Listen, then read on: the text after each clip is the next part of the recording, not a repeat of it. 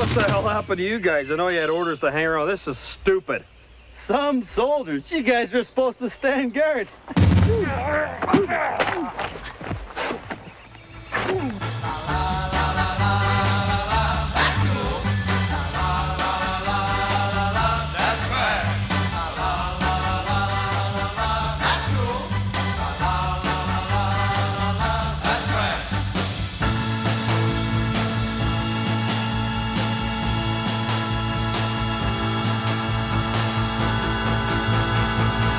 That's trash.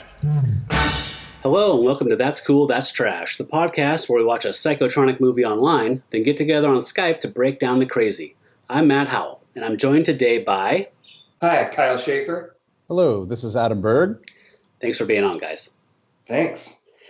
So I'm super excited about our movie today. We are watching a movie that I'm throwing to Adam as kind of a bone because he sounded interested in it when I talked about it, and he also has watched 3 Neil Breen movies with me, so I thought it'd be nice to give him a softball kind of, slow pitch over the plate, give him a good time, relax, heal from his Breenisms. So, Adam, are you happy with that choice, or was that... I am. This movie was totally watchable for me. Okay. Absolutely watchable. Okay, and then Kyle, you were there when we were talking about it at that lunch, and you were into it. And this is a Kyle. I have a Kyle pile of movies that I grew up with you, so I know that anything that has any kind of ninja stuff, 80s action, whatever is your sweet spot. So I know you're... Thank you. Yes. Thank you.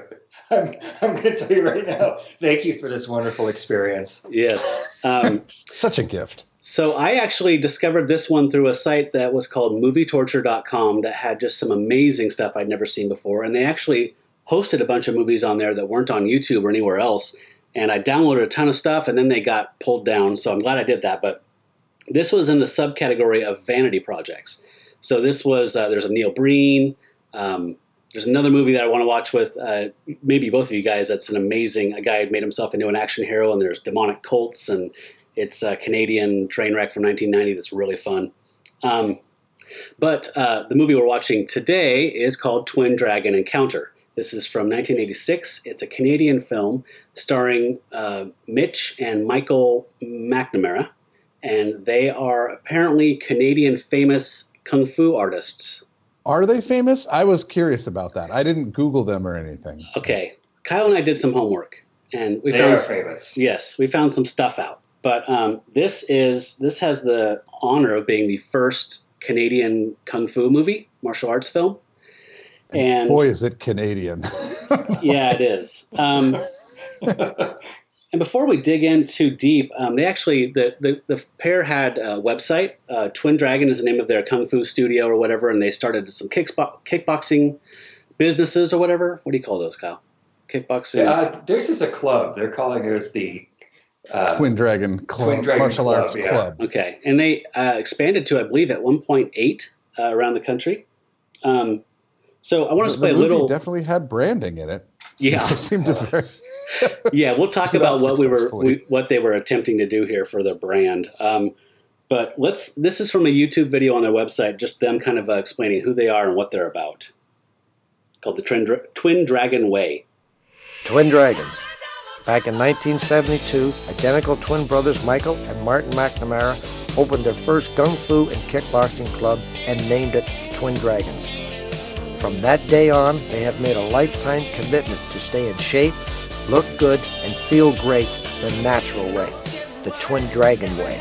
Twin Dragons have produced, trained, and managed 6 world kickboxing champions, along with many other title belt holders, all winners, the Twin Dragon way. The Twins have produced and promoted 28 live kickboxing events which aired on the CFTO Wide World of Sports, Pay-Per-View, and Canada Sports Network TSN. Some of our champions have been featured on Showtime, ESPN, and Sky Vision. Twin Dragons, the total body cardio workout. Can you keep the song going while you talk now? There's so many musical gems already. Yeah, so I kind of got the impression from their website that these guys are kind of well known in their own country, and that this film was kind of an attempt to branch out and kind of take over the world, as it were. So apparently they coached or whatever 6 people into world championship things. So they're the real deal as far as athletics go. Oh yeah, they're unbelievably good. Yeah. Yeah. I would also just recommend if you, Adam, if you haven't, and for those listening, go to the website. You will learn so much about them. I believe it's just twin-dragon.com. And I spent like 30 minutes on this thing last night. It was so much fun. I also did, after you sent me that link, I admit I hadn't done my homework at that point, and I did it this morning, and wow.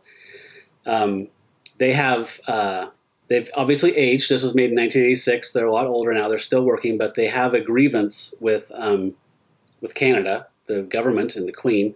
And two of their pages actually go on to this rant about how they are being, it's a very paranoid, it sounds like something that would be handed out on a Xerox sheet on a street corner by a crazy person. But they believe that there's a conspiracy to keep them out of competitions and to keep their sport in general from being recognized or something. There's a petition you can sign. You can give money to their legal fund. At one point, I mean, it goes like so far as to say, like, our liberal lawyer so-and-so screwed us over, so now, Mitch was representing himself, so we need extra money. Like, it gets weird. So it's quite a thing. Go check it out. Like 1995 website, like huge red font on black, just scrolling down and down of just ranting, paranoid ramblings. And I quote, prosecution by the past provincial Wayne liberal government and Hayashi's ministry gang, end quote. Yes. So please check out their website. Self-representing himself, huh? Yes. I can see it now. Your Honor, this mustache does not lie. I hope that when he represents himself, his brother just does it and nobody can tell the difference. Ooh. And I'll be playing the part of my brother, yeah. Pardon me, I need to step outside for just a moment. I'll be right back. So this movie was a joy. I watched it for the second time last night, and I really paid attention. And it, like a lotus blossom, it opened again for me. I saw some things I did not see the first time, so I was totally happy when I watched it again. So I've been trying to do this. I sent you guys an example of the one-line TV description, like blurb, for a TV guide or whatever. And normally there's that snarky Wizard of Oz one that kind of took off and became viral in 2012 when it was published and got on a bunch of late night talk shows and this, that, and the other. And I tried to write a snarky one-line description of this, and it defied it. Like, no matter how, you can't get snarky enough to make this funny because it is funny by itself, right? Yeah. So, I mean, this is the best I could do, and it literally just sounds like a straight-up TV guide description. Canadian militiamen face the twin furies of Canadian kickboxers after kidnapping their girlfriends from Twin Island. Bam. And that's it, right? I could not make that funny. I tried for like 15 minutes. I was like, it's not self-aware, but it's wow. It's irony proof. So that being said, Adam, do you want to give us a little bit of a slightly expanded, just the elevator pitch? What this plot is? Sure. Identical twin martial artists are attacked by a gang of thugs in the Canadian wilderness. Once the women are captured, twin cans of camo kick-ass are opened up in a flurry of fists. Flurry, huh? Flurry. I like mine with Reese's peanut butter cups in it. Wow. Okay. I really don't know where to start with this thing because it's freaking gold. So we can play clips. We can just riff and talk around it. Whatever you guys want to do, I'm totally happy. I'm just happy to be here. Can we start at the very beginning of the movie, which is that phone call scene? Yes, I have that. Also, just for the benefit of someone who hasn't seen this and its sequel, Dragon Force. Boy. I'm blanking now. Are both available on YouTube. And what I would recommend highly is that you pause this right now and go watch it and come back here in an hour and 20 minutes. You will not regret it. Okay, you're back. Great. Okay, so for any of our visually impaired people, Kyle, will you describe what the twins look like? Yes, they're actually pretty small in stature, which is a theme that's going to come up over and over and over again in this movie. Incredibly fit, which you'll also notice in this movie because it's about 50% skins, 50% shirts. They have these amazing, like bushy mustaches and the classic like Canadian waterfall like style mullet, where it's a little bit of that kind of business up front, a little bit of the party in the back, like not too crazy. Seinfeld. But yeah. Seinfeld mullet. Seinfeld. And I also just want to comment that there is no shortage of like custom branded clothing that they're wearing that is constantly reinforcing who they are and the club that they represent. Yes. No expense was spared. Okay, so here's the phone call. This movie starts with a cold open, and before the title sequence, and it just starts off with gold. Yeah, Mick, it's me, Martin. Listen, you gonna go for a run? At the beach, yeah. In a couple of minutes? I'm ready to leave in a couple of minutes. You? But I mean a couple of minutes, Mick. Yeah, okay. I'm leaving. Bye-bye. Hey, guys, you ready? We're locking up. Come on. Wow. So the charisma, right? They're magnetic. Hey, compared to Neil Breen, they are. I mean, they sound like real human beings, which is a step up from the torture you've previously unleashed. Okay. When he hung up the phone, he did grab his keys and his nunchucks. Oh my God! As he was headed out the door, that was a nice little period on the end of that statement. Yeah. But then again, he started the phone call by introducing himself to his twin brother, saying like, "Hey Mick, it's me, Martin. You're identical twins. Don't freak out. This is not you from the future. It's your brother." Oh my God. So they immediately brand themselves as superheroes or the hero for the little people by their first daring do that they do. So whichever one that was goes to meet his brother at night for a night run, and they are at the park, and he's reading the paper, and he reads this headline about these weekend warriors who are terrorizing people out in the countryside. And he says, "I know who those guys are. Weekend warriors, my ass." And then he hears a girl cry for help. Adam, tell us what he encounters. So whichever brother that is approaches a group of 6 to 8 men who are definitely priming to assault a young woman. And he asks them to leave, or they reply in negative. And he, holding his nunchucks, he essentially whips 2 of them in the face with the nunchucks. Then the leader of the thugs says, "Get him," and all the guys rush him, and he throws a really solid, really fast front kick that drills one of them, and a really amazing hook kick to the head of another guy before this group kind of swarms him and takes him down to the ground. And I gotta say, I was watching that part, and I was like, oh man, this guy is legit. Anyway, so then the brother comes in, rescues him, and they rescue the girl, and that's that scene. They pet her hair strangely. They do, for comfort. So you missed a little part that I want to jog back around on. So while the 2 brothers are making work of the main group of 6 to 7 rapists, the leader rapist runs off with the chick, into the wooded area, and tries to rape her again while his buddies are getting their shit kicked. Did you not? I did think that was a little odd. But that guy didn't seem cut out to be like a real thug, you know? Yeah. I just kind of chalked it up to he looks like he's not made for this station in life, or maybe this part in the movie or something. So yeah. I just kind of chalked it up to that. But we do get some desperate times here. So when the brothers swarm in and try and save the girl from him, he takes a hostage. Get up, you creep, or I'll stick you. Leave me alone, man. I won't do it again. I promise. Promise. You're not the law. You can't stop me. You're not the law. You're not the law. Just watch. Get back, little man. I'll wring this little dog's neck. I'll wring his neck.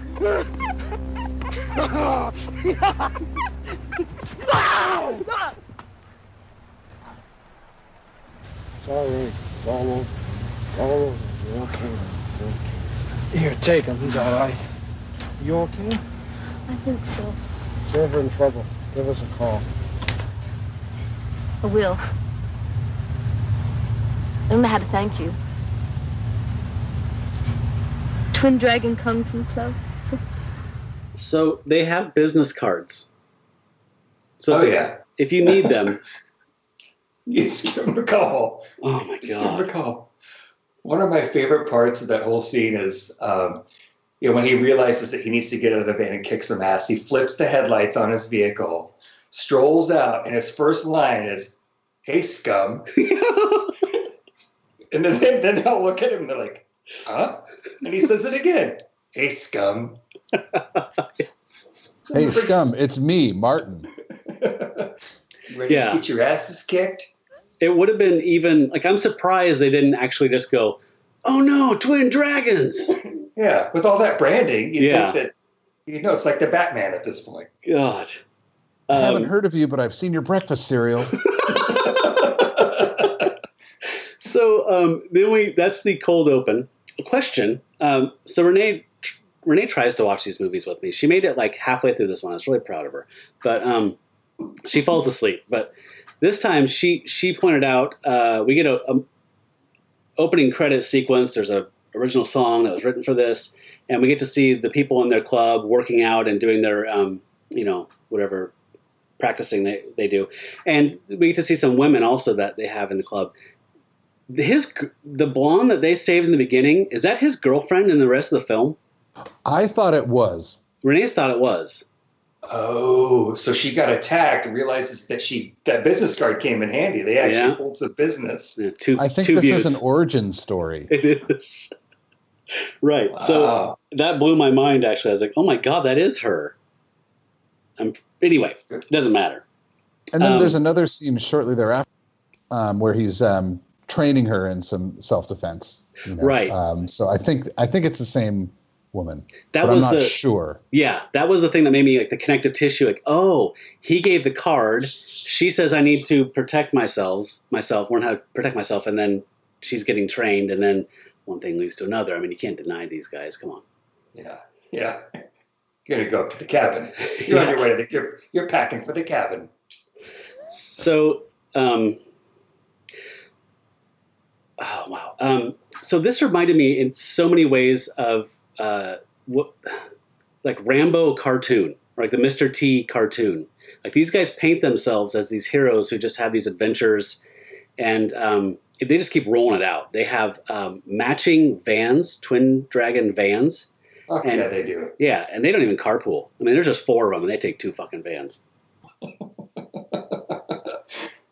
Although it's encouraging, they don't live together, is what that implies, because that's a good sign. Yeah, no, I think that they're like the Beatles and Help. They have a little clubhouse, like they live together. Trust me. So they hit the road with their girlfriends, and they're going away for a little vacation, or as they would call it in Canada, a holiday. And I really liked some of the incidental music in this. This is the music that they played while they're driving out into the country to let you know they're driving out into the country. Are we allowed to sing along, or should we just...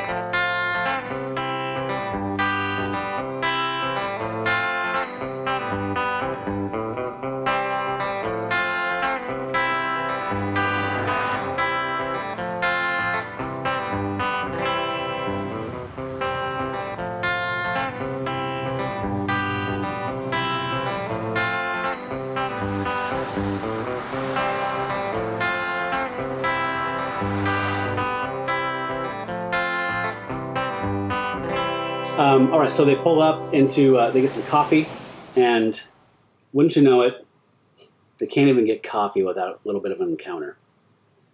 And they don't miss an opportunity here to big themselves up. So the waitress comes up to them and says, hey guys, you guys come through here with so much pussy all the time, going up to that island of yours. A different girl every time. And then they invite her to join. Like, hey, why don't you join all of us and we'll really party this time?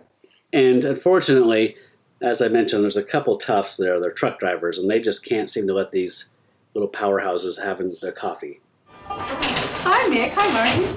Hey, Sue, you're looking good. Real good. So, you want to come to the island with us? Are you kidding? You guys are too wild and rugged for me. I might not make it back. Oh, that's right. Gets real lonely up on the island.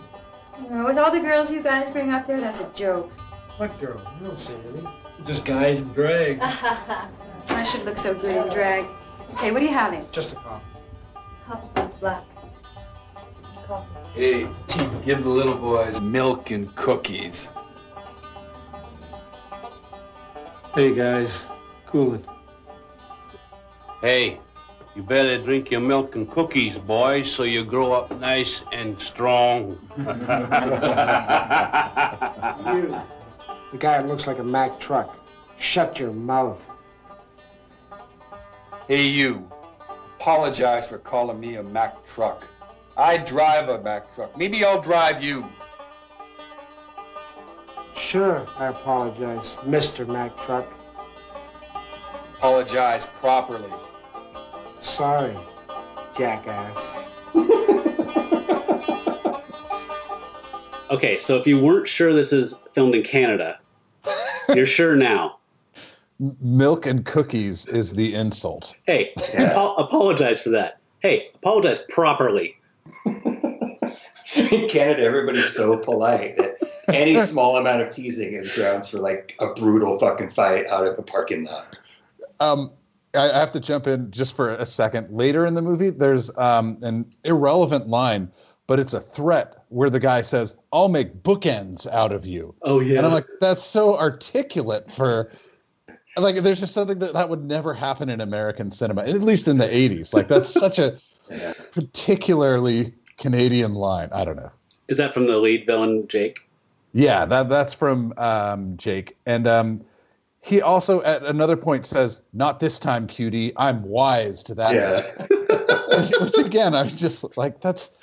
Like, there's nothing wrong with it. It's just a little different from 80s American Hollywood villain talk. Yeah, I mean, like, he's clever enough to go, there's two of them, they look alike. They're like bookends. That's brilliant for a cigar-chomping villain. Yeah. I think the first time they meet him, he has a really good line. I think that's actually the next scene, right? They travel up to the dock, to the marina, and essentially out of nowhere, the militia just shows up and starts harassing them. I think his first line is something like, "Hey, is that a reflection or are there two of you?" Yeah, I think we have that. But before that, can I hear a little bit of just casual racism of the 80s? After they kicked the truckers' asses? Confucius say, when fighting truckers, nail the suckers. Hey, Sue, are you sure you don't want to come with us?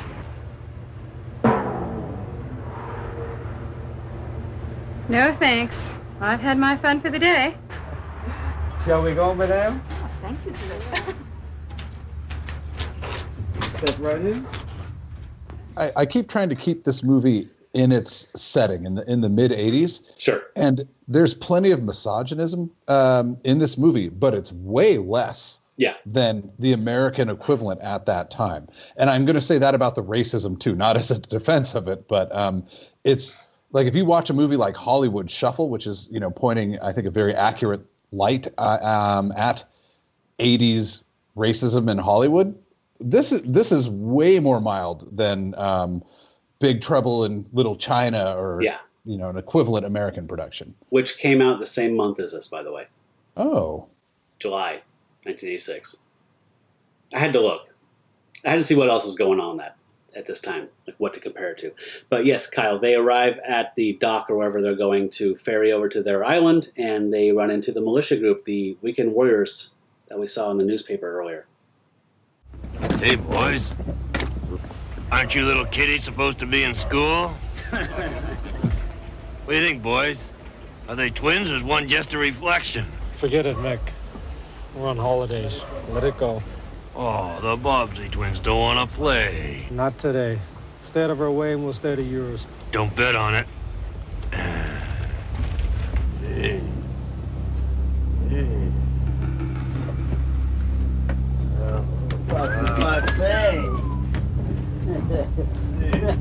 So this for real? Oh! Well, you shouldn't have done that.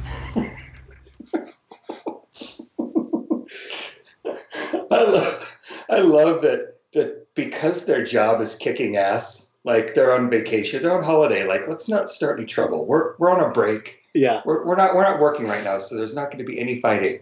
Right. But keep getting dragged in, man. And this sets off a whole chain of events. This is the trigger that starts the snowball rolling down the hill of. This is like Straw Dogs. Remember Straw Dogs? You ever see that movie? Peck and Paul. This is like the Canadian Rambo Straw Dogs. So they have their own island. They call it Twin Island, which I was endlessly amused by. So they're rich. They have a ferry that's their own private ferry, I guess, barge, something. Are you talking about their custom pontoon boat with the label with their logo painted on the side? Sorry, pontoon boat. Their logo appears there. Yes. You guys, can we talk about the fight scene for just a moment? Yes. I was absolutely stunned because the Canadian martial arts cinema style is like the exact opposite of what's happening in Hong Kong, right? Like anytime action happens in this movie, they go into slow motion. Yes. Which makes it last twice as long.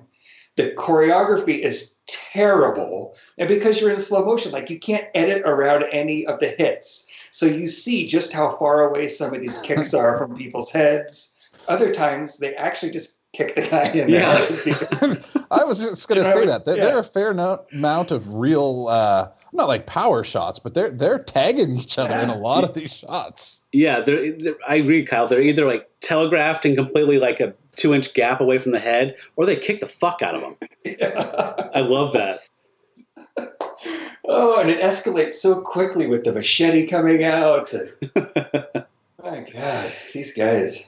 So one of the things I loved about this vanity project is that they have no shame about letting you know that they're the best at everything. At one point, they're chopping wood. They tell the girls to go swim in the lake or whatever, the river, and they chop wood. And like they come back later and it's like 5 cords of wood chopped and stacked.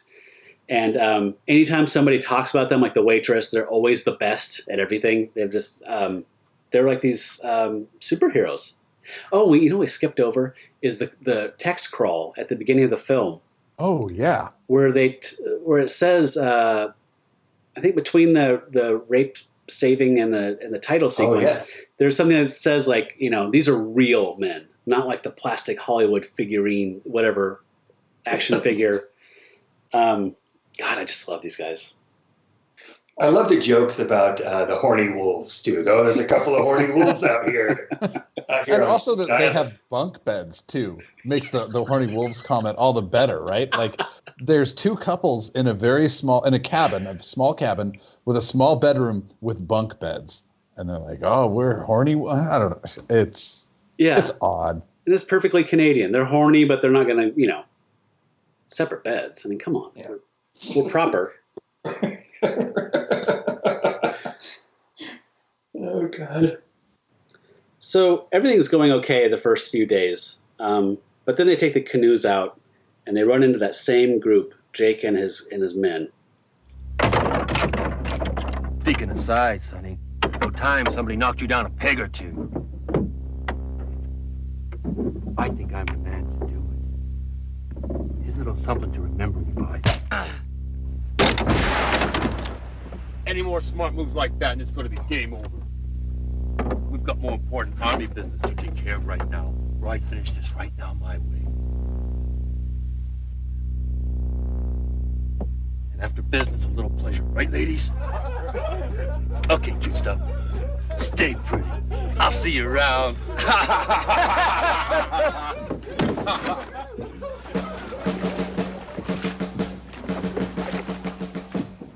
So my wife pointed out something that I did not realize how absurd this is. She's like, they're in canoes. Like, is there a more absurd, slow conveyance for like making this deadly threat and then just slowly inching away while leering at somebody?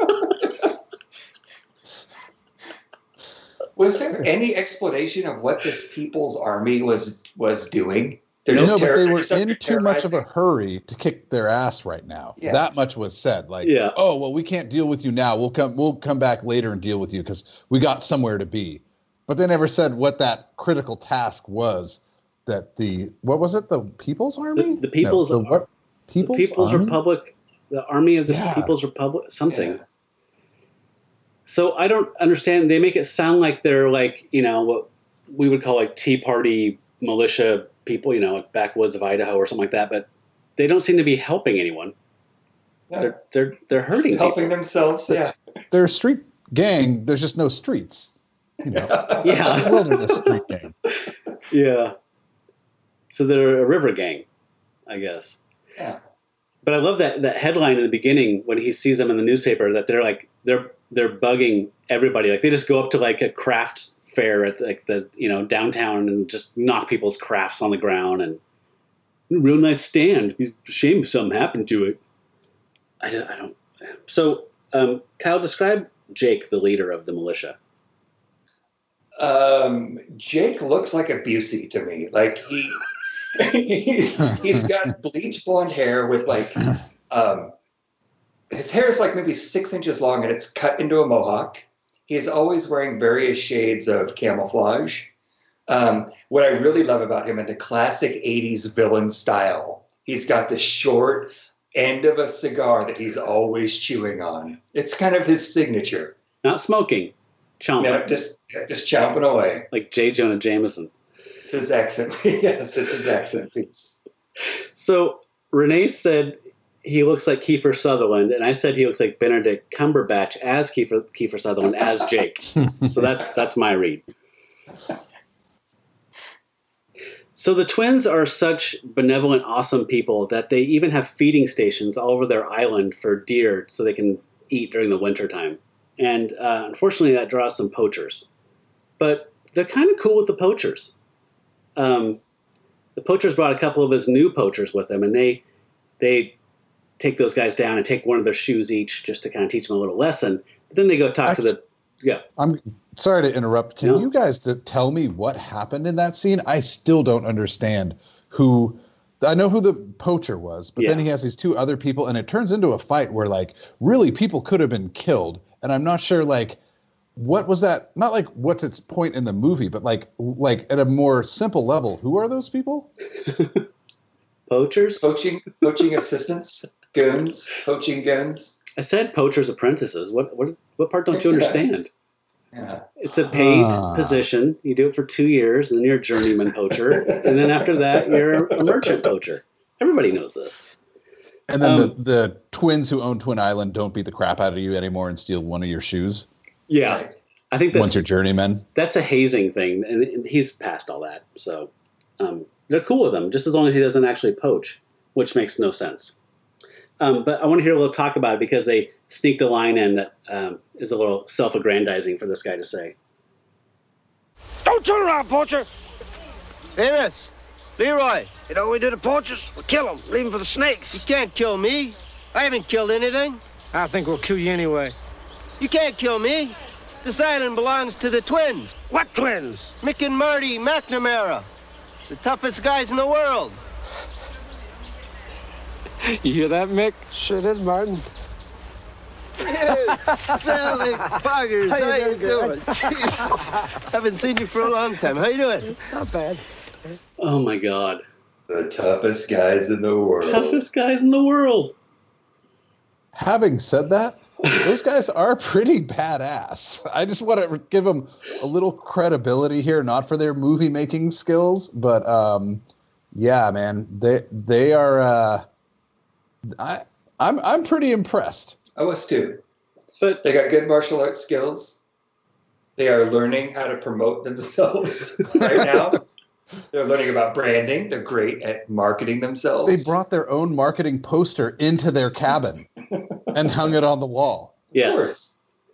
And I love that that is how they know that the women were kidnapped. They're not just hiking or something.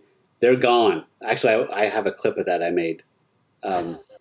So we're going to jump around a little bit here in time, because all that really happens at this point, from this point on, is that some real time wasting in the middle of this film. And then Jake and his men come and take the women, and then they get the women back. So we can jump around here because it's just a bunch of ass kicking after this, as far as I'm concerned. But I do want to play that clip because that's hilarious. Let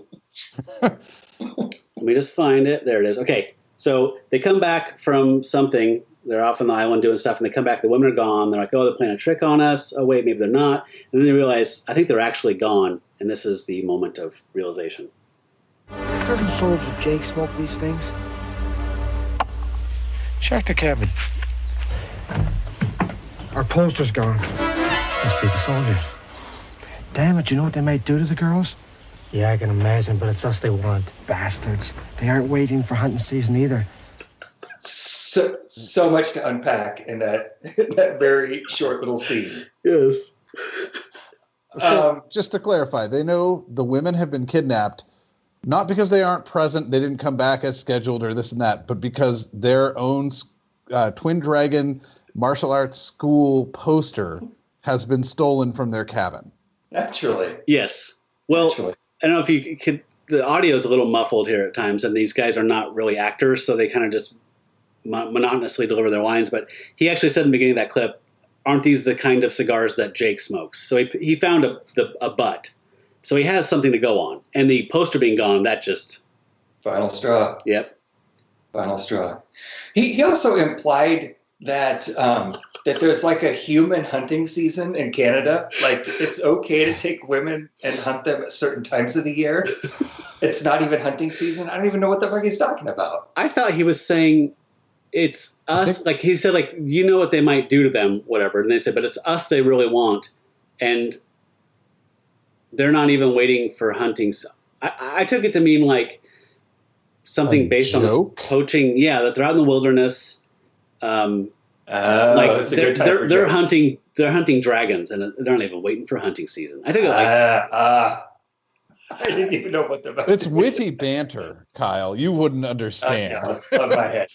And I'm going to put a button on that poster thing, because later, when they have the girls tied up back at the militia camp, he has men hold the poster up taut and then kicks a hole in it. Favorite part. God, amazing. My laughing at the poster line is what drew my wife into watching the rest of this movie with me. That was a good, solid moment for me. It felt good to laugh like that. The best part of the movie for me. So there are several scenes where the militiamen are also doing their exercises or whatever, and you get to see Jake just in close-up watching them and chuckling. And I really like his chuckles. Can I just play one? Fine.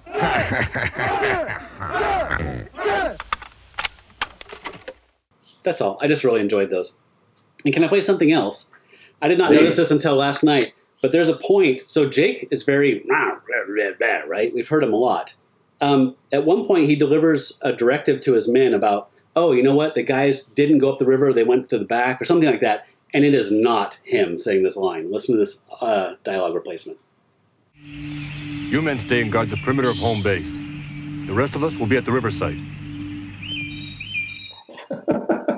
Did you catch that? I didn't even notice that. I did not notice that. So that totally reminded me of this thing from Family Guy. I have to play this. I'm sorry. Well, the mole looks benign, but we won't know for sure whether it's cancerous until the tests come back in a few days. A few days? I could be dead by then. Relax, Stewie. He said it looks benign. We'll just have to wait and see. Jim Henson had a wait-and-see attitude, and look what happened to him. Now we've got wrong-sounding Muppets.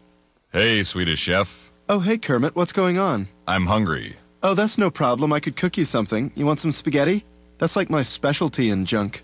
Yay! Sorry, thank you for indulging me. Oh, man. Hey, Matt, can I ask you, you're an audio guy, so what's up with the sound editing in this movie? Like crickets were the thing I found most noticeable, But just in general, I kind of wanted your take. Well, Kyle's an audio guy as well. I'm curious. Adam, I'm curious. The crickets annoyed you more than the constant bird chirping loop that was happening every time that they were out in the woods? Oh, yeah, absolutely. Okay. Apparently I'm anti-cricket and pro-bird. I don't know. My take of it was that most of that stuff they were shooting out like that, they completely wiped the audio and built it up, like you're saying, from crickets and bird loops, and just did ADR in the studio, what little dialogue they had to replace. Yeah, it was pretty bad.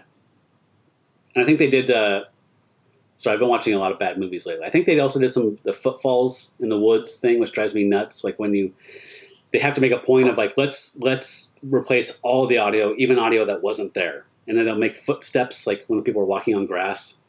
I don't know. I just noticed that recently. Anyway. I also really liked like how they were using those audio cues to like signal danger.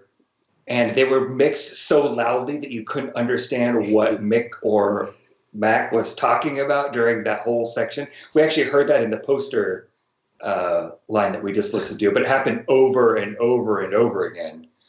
Or the miscuing of things like when the first woman is abducted from the shower. Like it would have been scary and surprising if the scary music hadn't started 10, 15 seconds before she was actually abducted. Right. Like all of these little moments over and over and over and over again. Yeah. There were some weird musical choices. The music. I actually have something to play. It's just called Crazy Music. I don't know what it is.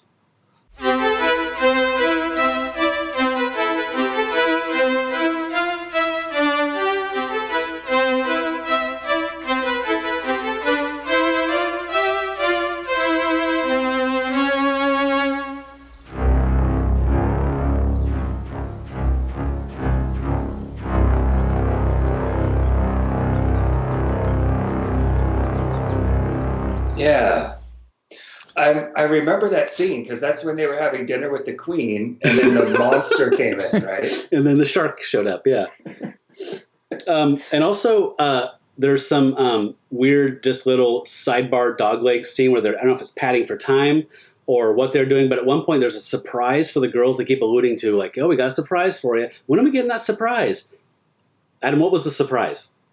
The surprise was that the gentleman escorted the ladies deeper into the Freudian forest and climbed up a ladder through a long, rigid ladder through a tiny hole into a like loft, almost like a hunting perch. And then they baited a bear so that the girls could see what looked like a large black bear in the Canadian wilderness. Yep. Yeah. I actually thought that Canada gives some pretty serious grant funding to their people so that they can continue to make content specifically for like the Canadian people. That always gets a priority over any kind of American stuff that's coming in. And I thought for sure that there was like a checkbox on the form that's like, like, will you put a bear scene in this movie? Like, let's make this really about Canada. If you put a bear scene in here, we're going to give you the grant funding you need. There's two boxes. One says, how much moose is in this film? Tons or just a lot? Yeah. The next box is, do you nearly fight the bear? Yes or no? Did you properly fight the bear? I also want to play some of the Bears' synth tuba theme. I thought you told me there were no bears on this island. Quiet, look.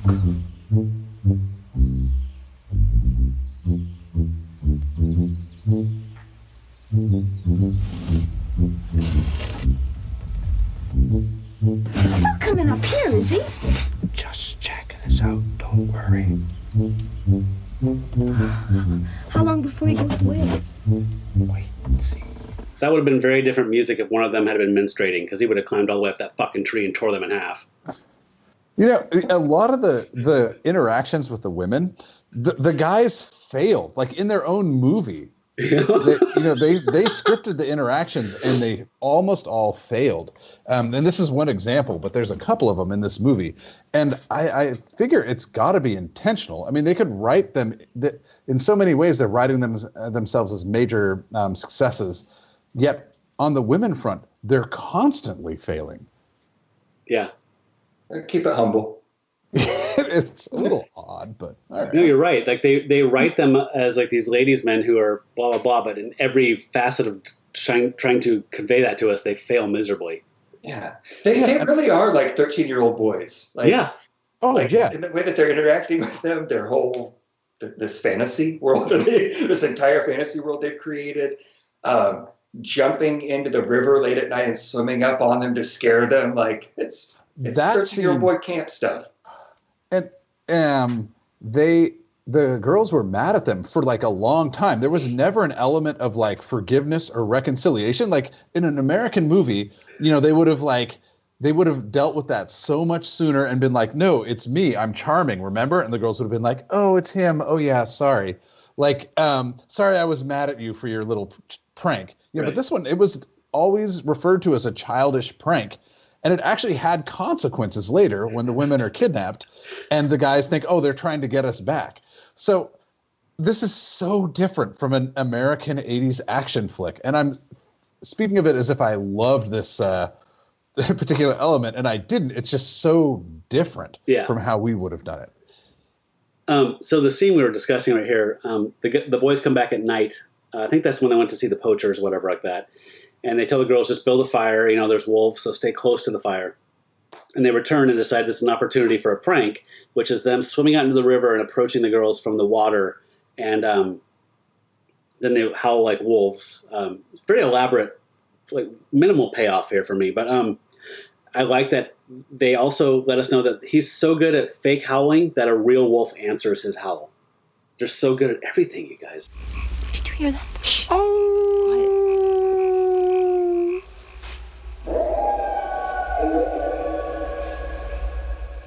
How about that? Isn't that fantastic? Oh, what a beautiful sound. God.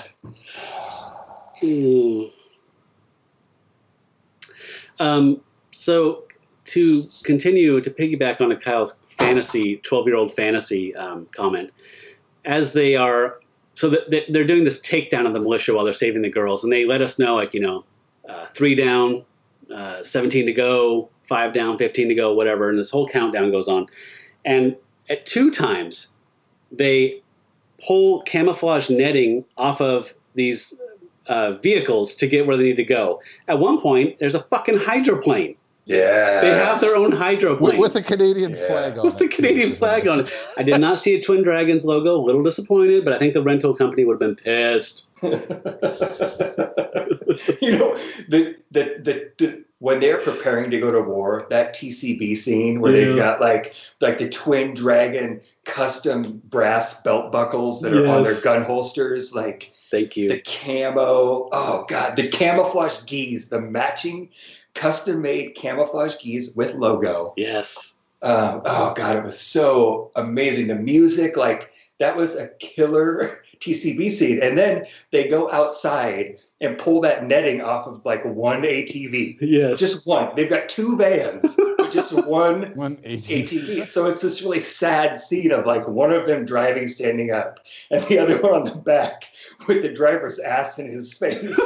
It's okay. We're brothers. We're bros, man. Cool. And it's just ripping through the grass, then ripping through the brush. Yes. And the riverbank. And they made a point of, unlike American savages of this time, they take the arrowheads off of their arrows and put on stunner, like flat-headed things. So there's a non-lethal, like said, like this will knock them down or something. Just made a point of like, we're not killers. We're not John Rambo. It's weird. I guess it was good that way, but this will put him down. This will put him down. Yeah. So unless you guys want to talk about anything else, I was going to move on towards the ending here. Yeah, let's do it. I did want to comment and just see if you guys caught, as the militia is really preparing to go to battle, all of a sudden everybody has like brand new camouflage outfits on. Yes. Like the first half of the movie, like they're in shredded clothing, and then all of a sudden, when it's wartime, brand new guys have their faces painted with the camouflage stick and the camouflage headband that's so stiff that it doesn't move any. And he might have shown up a moment earlier, but there was also all of a sudden like a Japanese karate expert. Oh my God! Training the People's Army, and there was a like pretty big, scary Polynesian guy who is going to be like the main bad guy that they're going to have to fight. Like they're gearing us up for that, and nothing ever happened with either of those. Yeah, you're right. That nunchuck guy you're talking about, the middle-aged nunchuck master. He looked like Hunter S. Thompson. Like he had like those same glasses on and like a hat, like Hunter S. Thompson. It was really bizarre. That was weird. That final fight with the nunchucks. One of the twin dragons has a long staff, and he has nunchucks. And both actors are clearly scared of hitting the other one. Have you ever hit yourself with a nunchuck before? Yes. I have. It fucking hurts. Absolutely. Also, again, more juvenile, bizarre 12-year-oldness. That same guy puts an apple on top of one of the kidnapped girl's head and does a William Tell thing with a nunchuck. That's right. No one could dream that up except for the Twin Dragons. And they still cut it so that you could tell it wasn't really a nunchuck hitting the apple off her head. Right. Yeah. God. Okay, so I have a couple clips here. One says witty repartee. I don't know what that is, so let's listen to that. Scout 1, Scout 2, come in. They're all tied up at the moment. Is there any message? Who the hell is this? Where are my men? We got them, and we'll keep them hanging around until we get the girls back unharmed. No deal, Sonny. Keep the men. Come and get the broads. I dare you. Okay, but stay awake. I wouldn't want you to die in your sleep. Now I see where they got this idea for Die Hard. It was really about let's steal the enemy's walkie-talkie. Yep. Sorry, they're all tied up right now. I was really stewing last night. I was really angry about that line, don't fall asleep. Like, you're writing this movie. Like, you get to control what you say. And that's the shit they came up with. It's not. That's it. That's it. You didn't have a buddy like read this for you? Does this make me sound badass? No, seriously, give me some feedback. Does this make me sound badass? So what was your read of what the intention of that was? To me, I thought he was just another moment of him trying to be like this cool, like, hey, listen to me, man. I'm gonna tell you how it is, and here's my little witty comeback for you. I'm gonna burn you before I kill you. Was he? Yeah, I think it's a short. Go ahead. Sorry. I think it's like a Schwarzenegger, like when he throws the knife through the guy and he goes, stick around as the knife pins him to the, I think it's that kind of like hero wit that he's emulating. Okay. I just didn't get the set. Like, it sounded like he just wanted to say die in your sleep. So he's like, don't fall asleep because you don't want to die in your sleep. Like, I was like, what? That was a lot of work for zero payoff. Zero. Okay. I didn't know if there was something I didn't get. Like, okay. I was just confused. There was this other line too when one of the females, the brown-haired female, is freed. She says, "I didn't think I'd ever see the light of day again." And it's daytime. In it's daytime. And here I'm seeing you two. Never mind you two. I never thought I'd see the light of day again. Never mind you two. Yeah, I noticed that last night as well, and my interpretation was, okay, they wrote this and it said exterior militiamen's camp night, and they wrote the script and they're like, how the fuck are we gonna light this?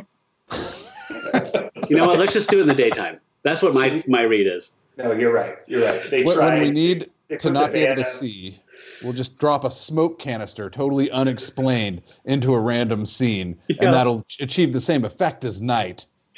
Right. So, from a plot perspective, I also love that as they're taking these guys out one by one methodically, they also have like these 5-year-old kid hissy fit and destroy their camps. Like they set the camp on fire and cut their tents up and smash all their stuff. I don't know why it seemed very petulant.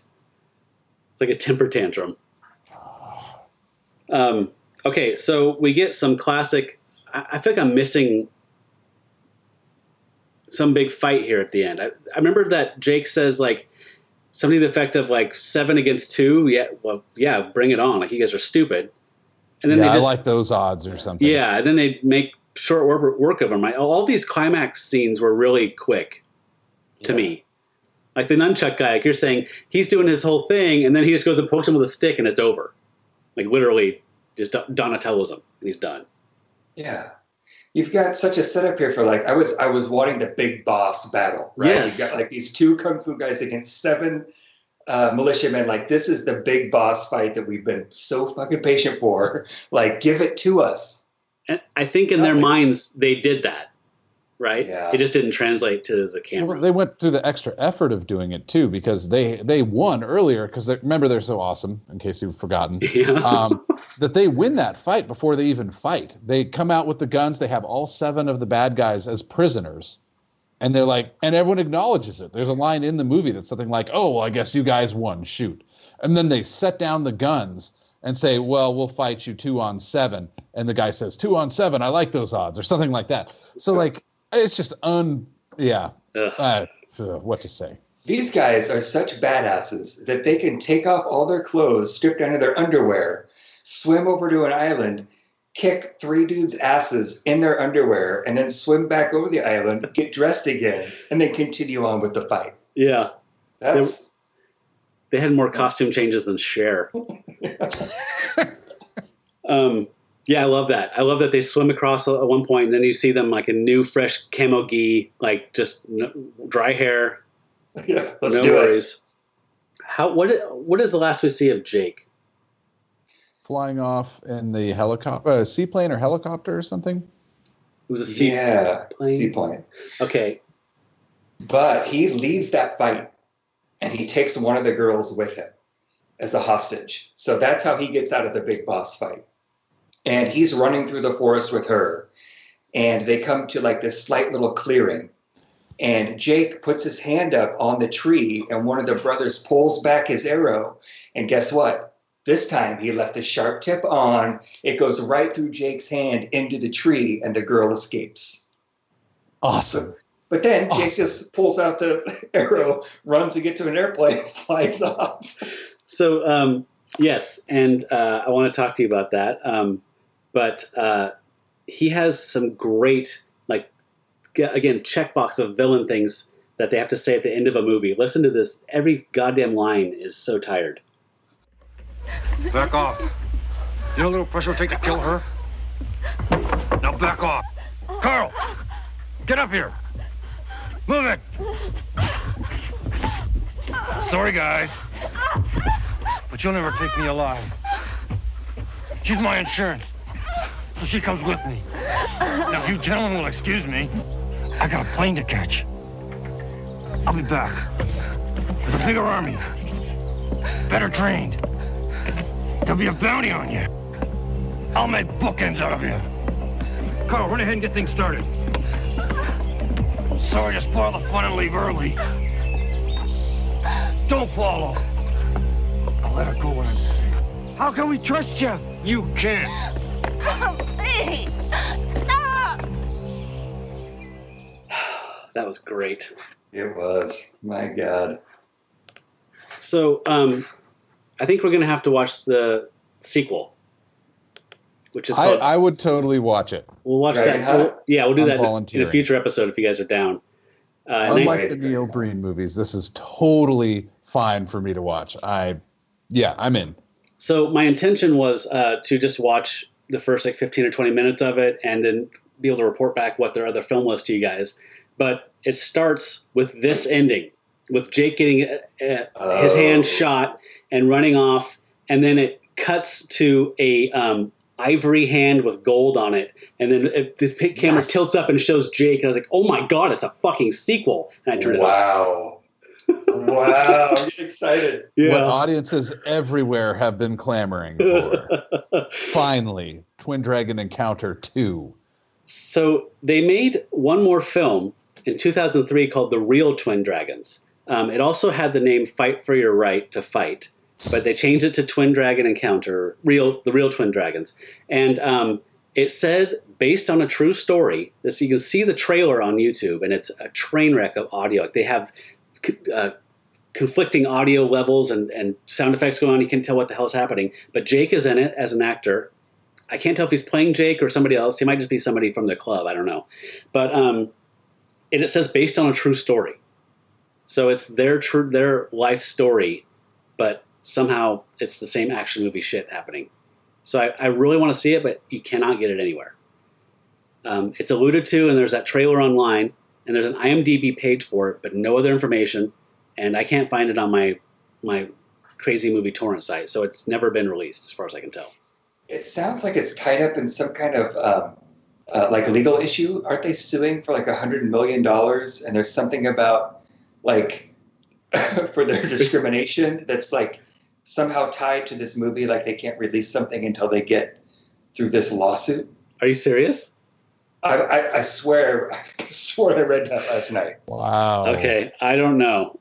I do not know. All I know is I will eat a kitten to get this movie. So if anybody has a kitten and wants to see me eat it alive, get me this film.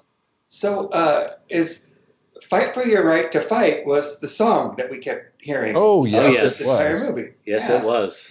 You know, I think on the website they actually talked about this movie being used as the music video for Fight for Your Right by the band National Anthem for the song Sweet Revenge. And I actually have, can I just read this thing off the website? Yeah. You know, I'm actually, let me just read this. This movie is part of a music video. The band, National Anthem, included many clips in our movie in the music video for this song, Sweet Revenge. They have given all of Canada's radio stations the video for Sweet Revenge, so help support these guys and Twin Dragons by request on these following stations. Now, I have 3 website links, and I thought, you know, maybe you guys, we could still be requesting this song right now. Maybe our listeners could be requesting this song right now, and we could get Sweet Revenge back up on the Canadian charts and support those Twin Dragons. Which page was this that you're reading? I don't know. I actually just copied the whole page and put it in my show notes. I'll send it over to you. Okay. I did not see that. So is a national anthem, is this like, do you get the impression this is like a 21st century modern thing, or is this back in the... So somebody used Twin Dragon Encounter at clips for a music video?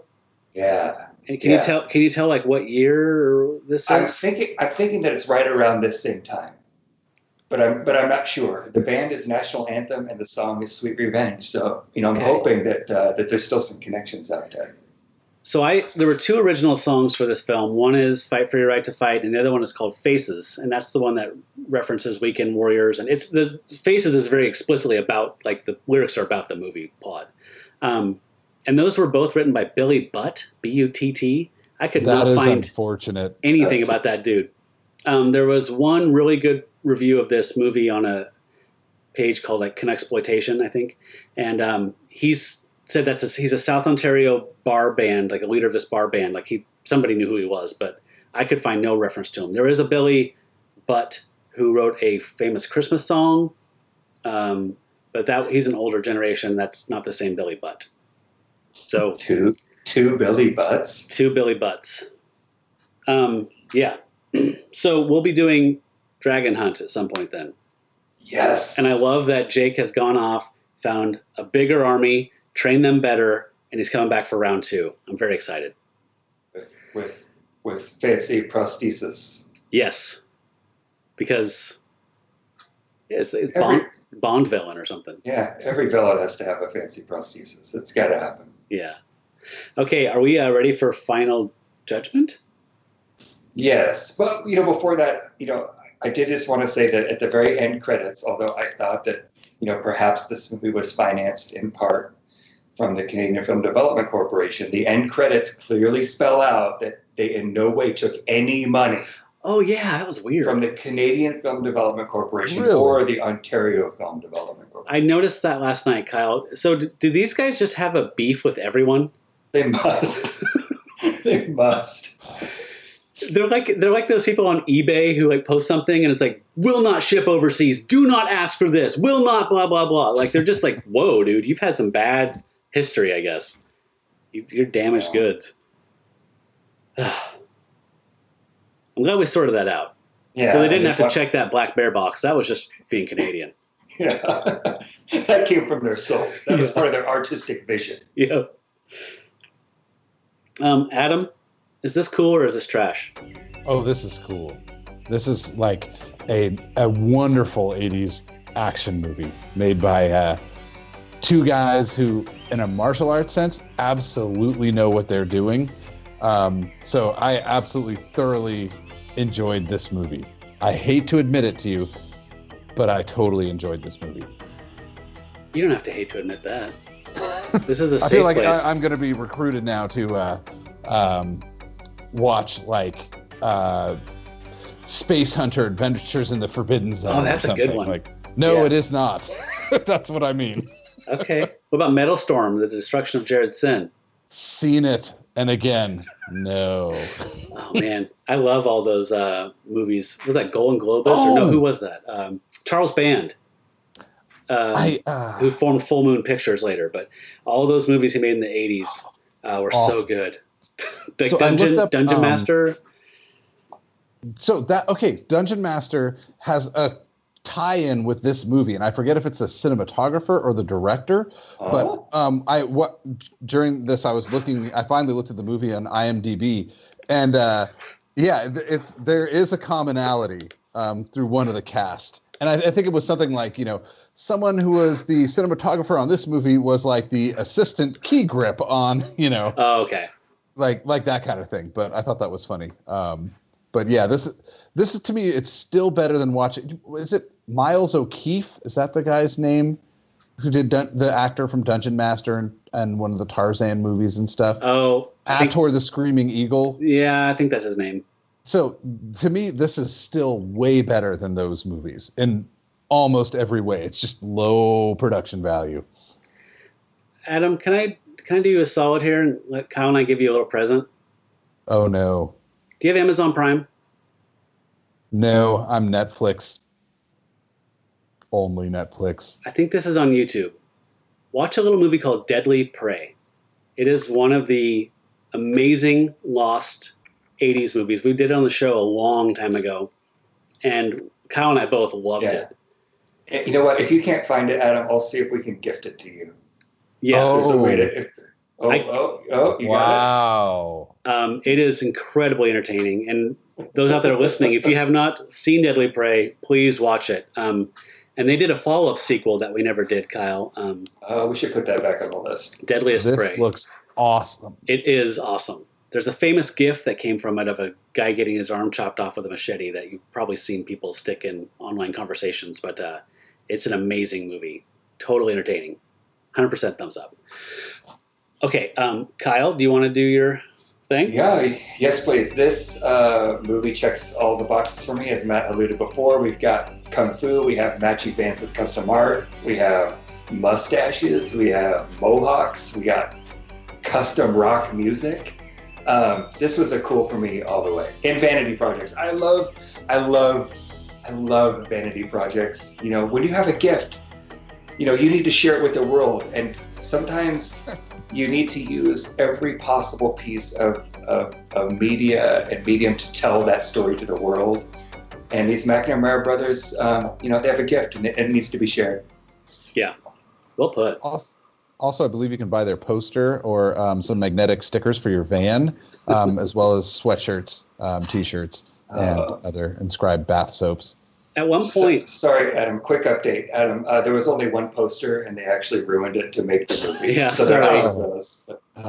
That was the proof, and that was the only one. Brushing. Yeah. What were you going to say, Matt? At one point, they were also, in the beginning of the film, they were wearing windbreakers when they first arrived to the island that had two patches in the front on the breast. One is Twin Dragons, one's like whatever league, whoever they belong to. And in the back had a full Twin Dragons thing. And I was telling Renee I would probably pay, literally, I'm not exaggerating, like $250, $300 for one of those. Probably up to $5. Let's check eBay. Yeah. Matt, you want to give us your summary here? Yeah, this is definitely, we got a 3 for here. This is a trifecta. Definitely a strong cool from me. I loved it. This is the type of thing where, thankfully, these guys are mentally and emotionally 12-year-old boys because they made me feel like a 12-year-old boy again. Yes. And these movies make me feel 12 again. I feel like I now have to go down to 7-Eleven and get a comic off the spinner rack and then play Time Soldiers and have a pink lemonade Slurpee. Like, I love when stuff makes me feel that way. And this did that. Absolutely. All well hour said. and 18 minutes. Yeah, I love this thing. And I'm so excited that Dragon Hunt is a sequel. I can't wait to watch it in a couple months with you guys whenever. Let's do it. Yeah. And I'm also going to shoot you a link to that other movie I was alluding to, another vanity project where there's the demonic cults and the guy's his action hero in it. It's amazing. Okay, well, guys, it sounds like it wasn't much of a chore, but I do thank you for giving me your time. Thank you. Thank you. This was great. So, Matt, what was the haiku? Oh, right. Okay, here it is. They defend us all. Hydroplane into our hearts. Justice served with kicks. Tear running down my cheek. Well done, sir. Well done. I don't know what I have scheduled next, so I can't announce what that is. I have a couple things in the hopper. I don't know what's going to come up first in the show. So just stick around. Check us out on Twitter at that's_trash or go to that'scoolthat'strash.com and you can find out what we're doing next. All right, guys. I appreciate it, and I had a great time watching this and talking about it with you. Me too. Thank you. Yeah, over and out. That was a lot of fun. Thanks, guys. Cool. Okay. Later. Well, for That's Cool, That's Trash, I'm Matt Howell, and you have been... I've been Kyle Schaefer. I've been Adam Berg. And you folks out there, stay trashy. Later, scum.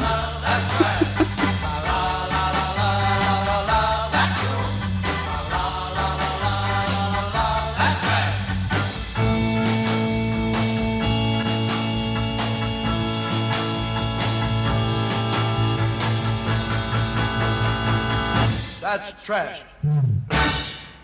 It's garbage, folks.